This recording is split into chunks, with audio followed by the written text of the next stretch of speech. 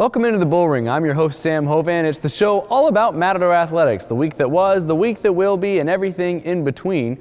We've got to talk to some great coaches today, Charles Harrell as well as Patrick Cunningham, the men's and women's basketball coaches respectively, as well as the women's volleyball coach, Jason Smith, the team coming off their trip to nationals where they had their best finish ever, finishing in 6th place. We'll talk all about that with head coach Jason Smith.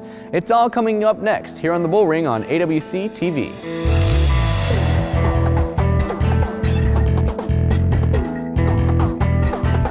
The 2014 El Toro Bowl presented by Walmart and Sam's Club features 2 teams in the top 11 of the country. Our 5th-ranked Western States Football League champion Arizona Western College Matadors are 10-1 and on an 8-game winning streak. The Matadors will welcome 11th-ranked Central Lakes College Brainerd to town. At 10-1, Central Lakes has been one of the top teams in the country all season long. The showdown is set for December 6th. Kickoff at 1 p.m. Get your tickets now at the Arizona Western College Athletics office or the Caballeros de Yuma office. It's the 2014 El Toro Bowl presented by Walmart and Sam's Club.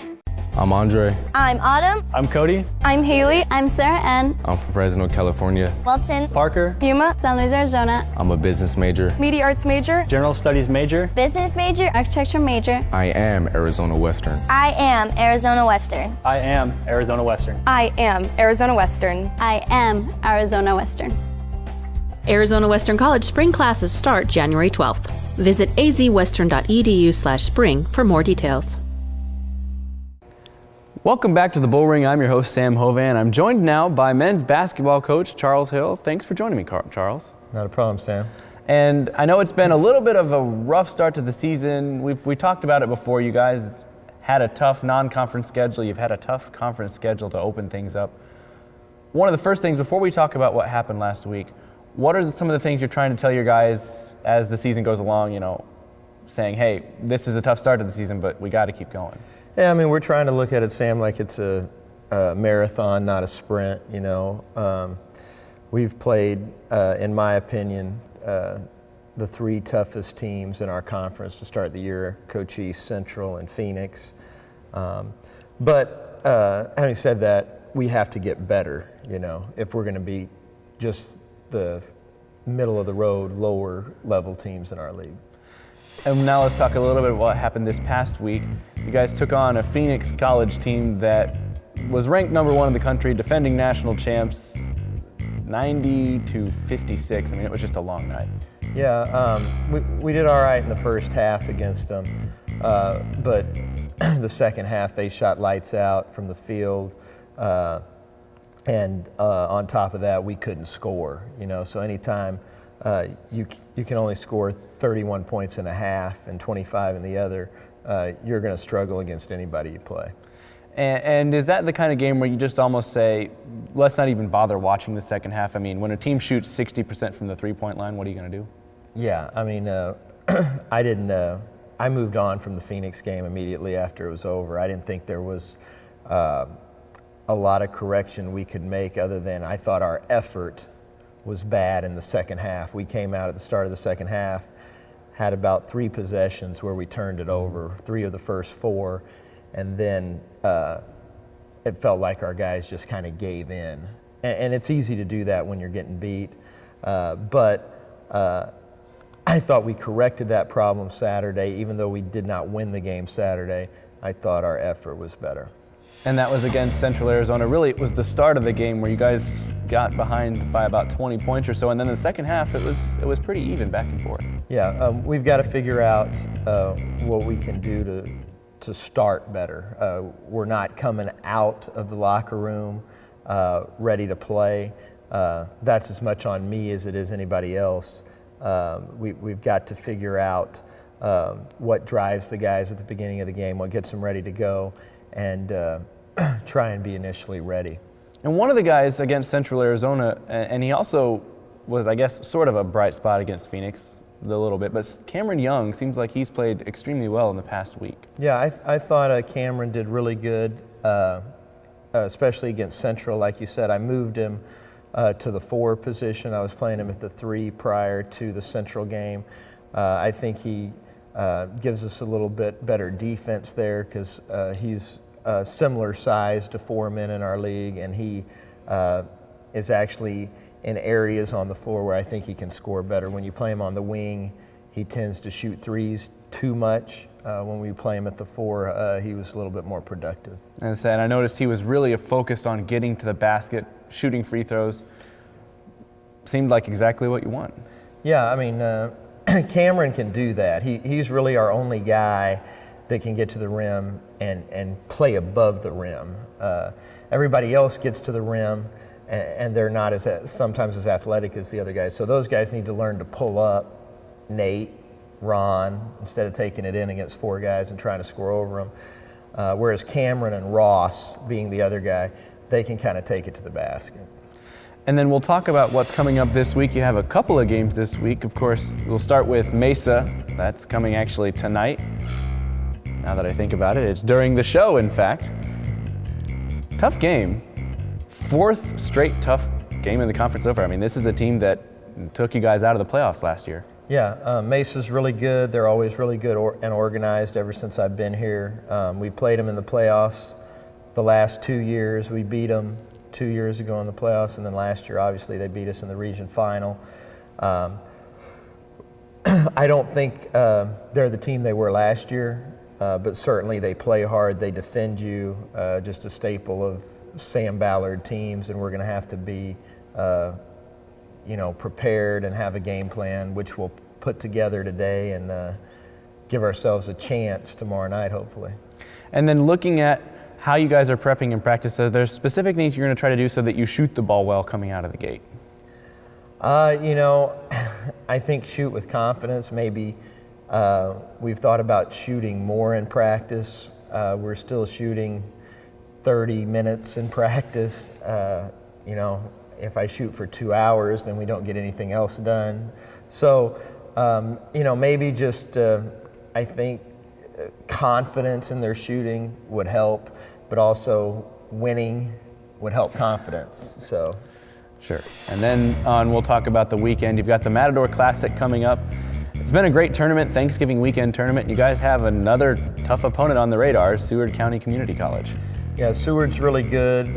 They're kind of like us. They're if you look at their record, it's not unbelievable right now, but they played, I think, I looked at their schedule, 5 of the top 25 teams in the country, so it's been quite a ordeal for them so far, just like it has been for us. And you guys will take them on Saturday night, but Friday night you guys will play Salish Kootenai. Yes. I think I pronounced that right. You did. What do you expect to see in that game? Well, they have a really good player. We played them in a tournament up in Idaho last year, and he's older. They're a 4-year school, but they're not affiliated with the NCAA or NAIA, either one. They have a player that's around 30 years old that is really good. He had 30 plus against us last year up in Idaho. So he'll be a good test. I think that should be a game, though, that you look at on our schedule that we should be able to win. So. All right, and those games will take place at 7:30 on each night, pending other results, of course, at the Matador Classic. The ladies play earlier in the evening. Should be a lot of fun. Thanks for joining me, Coach. Not a problem, Sam. Thanks for having me. Next up on the Bullring, we'll talk to women's basketball coach Patrick Cunningham about the women's basketball schedule and all the things coming up. Stay tuned. It's all next in the Bullring.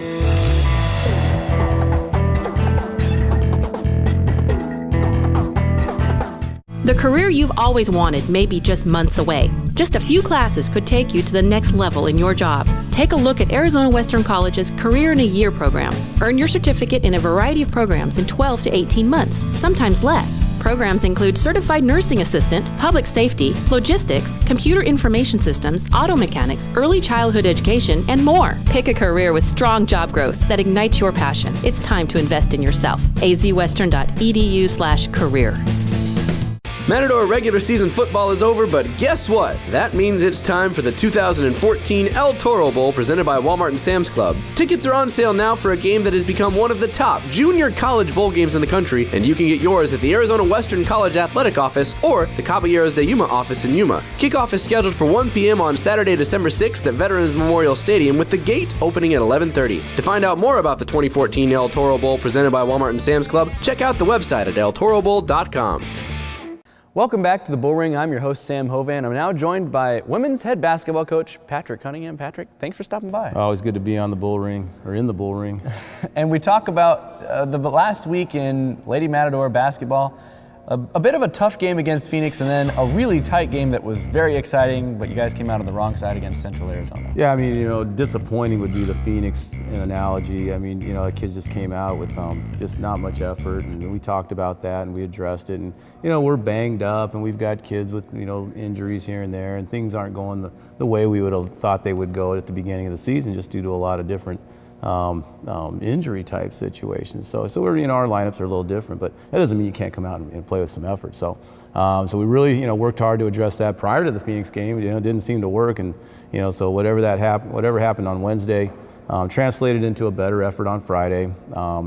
We played a lot harder. We played with some good effort, and we gave ourselves chances. And we talked about games like that. There's going to be Tuesday night's game, the same type of situation where, give yourself some chances. And we did against Central. We just couldn't cash in a couple of shots here and there, and the result might have been a little bit better, but at least our guys know that they can compete at a high level. And that was one of the things I was going to ask. I mean, what do you tell them after a 1-point loss to a team that has such a storied past? Yeah, well, and then that's what, you guys are going to walk out of the locker room. People are going to tell you how great you played, and you just need to thank them. But really, we've got a lot of work to do. We can improve quite a bit.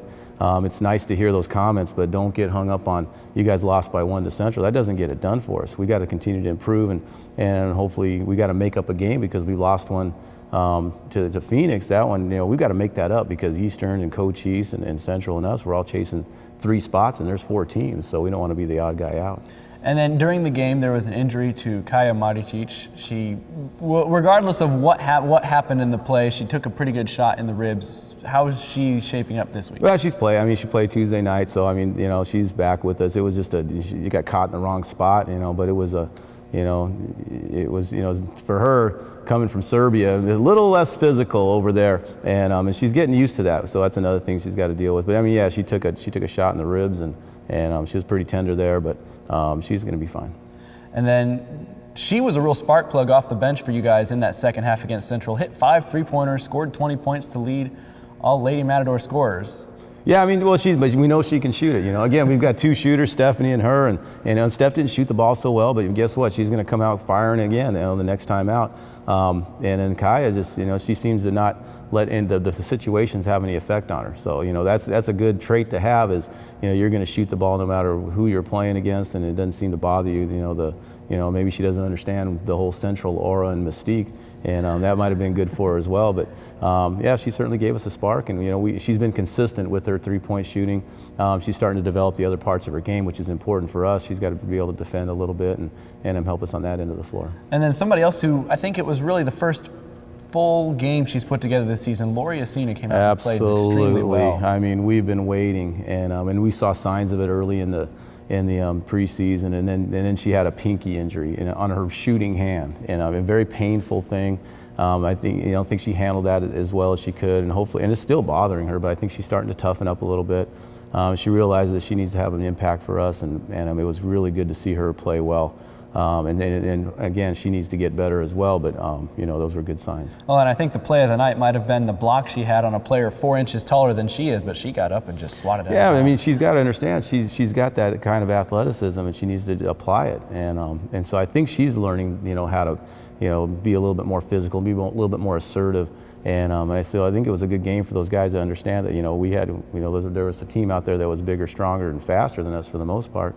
And then we can compete if we just, play with a lot of effort. And what was your message headed to the defending national champions in Division II Mesa? It doesn't get any easier tonight. Yeah, that's what we try to tell them. Even the teams, every team in our league is, you've got to come ready to play.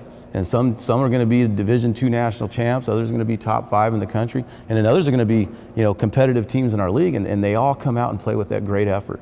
And so it takes your effort to kind of, make things right. In the right world, we beat Phoenix College, but it doesn't. You don't pencil those things in. And the longer you keep teams in games, the more chance that they have to sneak one out of here, and they did. For us in Mesa and Eastern, the teams at the top of the league, we know we'll compete hard. So now you got to focus on little things. You got to get that last box out. We got out rebounded by Central. We got to rebound better. We've got to cut down the turnovers. We've got to make the free throws when we get those opportunities. And you pile up the little things, and then pretty soon you start winning some games like that. And then I know you guys have this game tonight, but you're also we'll go ahead and look ahead to the Matador Classic this coming weekend. You guys have a couple of Northwest schools coming. Yeah, I mean, we're excited to have that. Again, the other school in the tournament is Cochise. We won't play them because we play them in the league, but it's always nice to have another league team here. And then the two out-of-state teams, Northwest Colorado and then Northwest Wyoming Community College. So good quality opponents from up there, and I think they're going to be happy to be down here into the weather. It's supposed to be in the 80s. So yeah, we're looking for two really good non-conference games, and hopefully, after this game tonight versus Mesa, we'll get those two out of the way and finish strong, and as we look forward to the holiday break. And what do you expect to see on those Friday and Saturday games? I mean, do you expect? It's kind of like playing teams from our league, but not the upper echelon teams. I don't think either one of those guys are expected to finish, at the top of their league, but they're going to be competitive.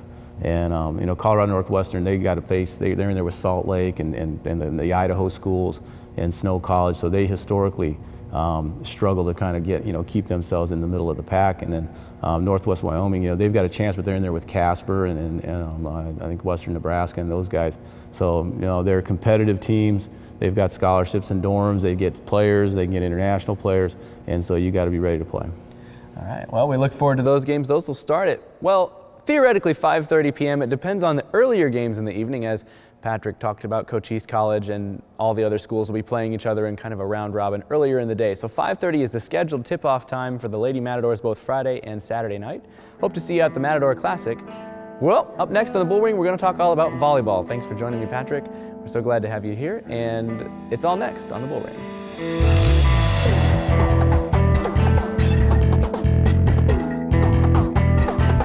The Matadors of Arizona Western College just marked their 50th year of service to the people of Yuma and La Paz counties, and we hope you'll help us celebrate by identifying outstanding people who have made a difference to the college or to their communities after attending AWC.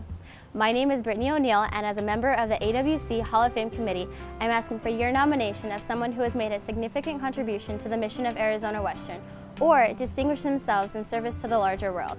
It is easy to nominate. Just go to azwestern.edu/Hall of Fame for more information. Recently added to the front hallway of our College Community Center main campus, the AWC Hall of Fame already displays the kind of excellence we are looking for. From our fourth president, Dr. Kenneth Borland, to our 1972 National Championship Matador football squad. Do you know someone who has gone on to distinguish themselves in their chosen career? Or someone else who has worked tirelessly for the benefit of our students and programs? We'd love to hear from you.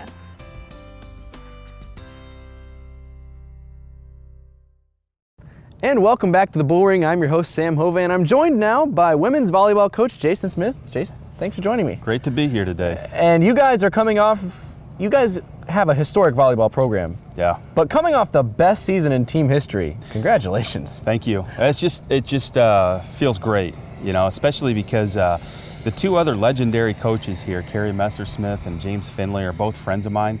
Both have already sent messages of congratulations. So, we're all a great big Arizona Western family, but we're just very proud of these girls for what they've accomplished. And for those of you who don't know, this is the team that just finished 6th in the nation. We finished 7th a couple of times. We finished 8th and 10th, but 6th? 6th, yeah. Just when that Friday hit, and I was able to tell them, if you guys win today, we have the all-time best finish. And those kids get pretty motivated. They like to just win volleyball games, obviously, but they really like having a little bit more of that special feel to what they've accomplished. And it's something that was impressive, at least to me, because in the tournament, you ended up through bad luck of the draw or luck of the draw, whatever, playing the number 1 team before the tournament, and then the team that ended up winning, which was the number 2 team. Yeah, you never know if that's a good draw or a bad draw. When I first saw the bracket, I liked it because I didn't want to play that Florida team in the first round. They looked pretty good. Now, they ended up losing to Northwest, who also moved up quite a bit. But I did really like our matchup against Western Nebraska.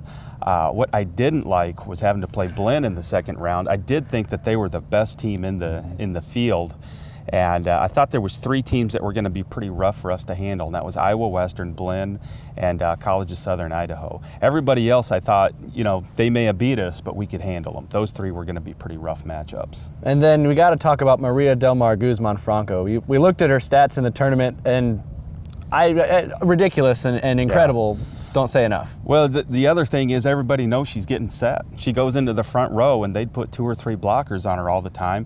She hit 391 against Blinn, who not only was the eventual national champions, but their middles are just monsters. And Maria, was hanging right in there.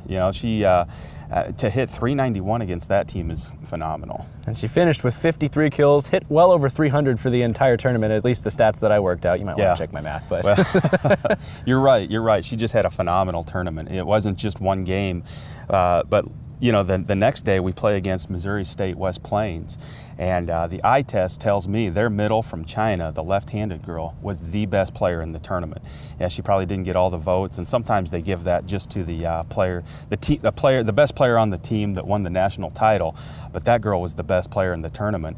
And Maria hit over 300 against her, and we held her under 275, which has not happened much this year. And even the last game against the team that came in as number 1, Iowa Western Community College, I mean, you guys took a set and it was a competitive match. Yeah, both teams I thought were just kind of dead.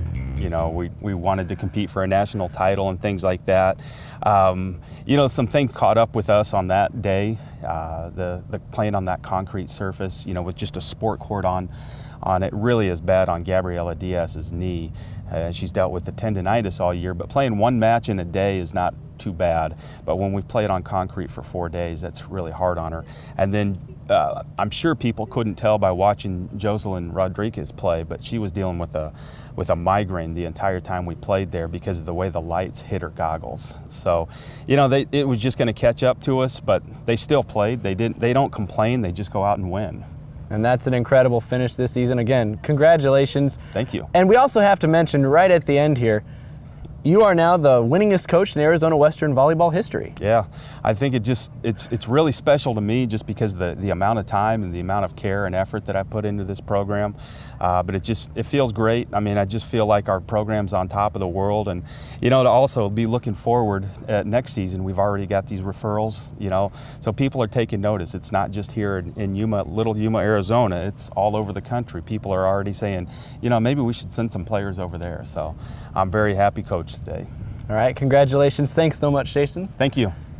Next up on the Bullring, we've got a little bit more right before we close, but don't forget, it's all about Matador Athletics. Again, congratulations to the volleyball team. Just an absolutely fantastic season.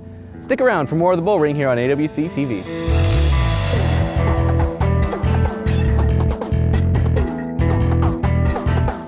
I'm Andre. I'm Autumn. I'm Cody. I'm Haley. I'm Sarah Ann. I'm from Fresno, California. Wilton. Parker. Yuma. San Luis, Arizona. I'm a business major. Media arts major. General studies major. Business major. Architecture major. I am Arizona Western. I am Arizona Western. I am Arizona Western. I am Arizona Western. I am Arizona Western. Arizona Western College spring classes start January 12th. Visit azwestern.edu/spring for more details. The 2014 El Toro Bowl presented by Walmart and Sam's Club features 2 teams in the top 11 of the country. Our 5th-ranked Western States Football League champion Arizona Western College Matadors are 10-1 and on an 8-game winning streak. The Matadors will welcome 11th-ranked Central Lakes College Brainerd to town. At 10-1, Central Lakes has been one of the top teams in the country all season long. The showdown is set for December 6th. Kickoff at 1 p.m. Get your tickets now at the Arizona Western College Athletics office or the Caballeros de Yuma office. It's the 2014 El Toro Bowl presented by Walmart and Sam's Club. Welcome back to the Bullring. I'm your host, Sam Hovan. We want to thank you for joining us this week. It's been a great show. I want to thank all my coaches, men's basketball coach Charles Harrell, women's basketball coach Patrick Cunningham, as well as volleyball coach Jason Smith. Again, congratulations, Jason. You guys had an absolutely spectacular season, the best finish for the volleyball team ever. Also have to say a big thank you to Travis Mitchell, producing and directing and doing everything for the show that he needs to do. Thanks so much, Travis. You do a great job. And of course, we have to say thank you to the fans, because without you, Matador Athletics just wouldn't be the same. We love to see you every single week, Tuesday nights at 7 p.m. It's the Bullring right here on AWC TV.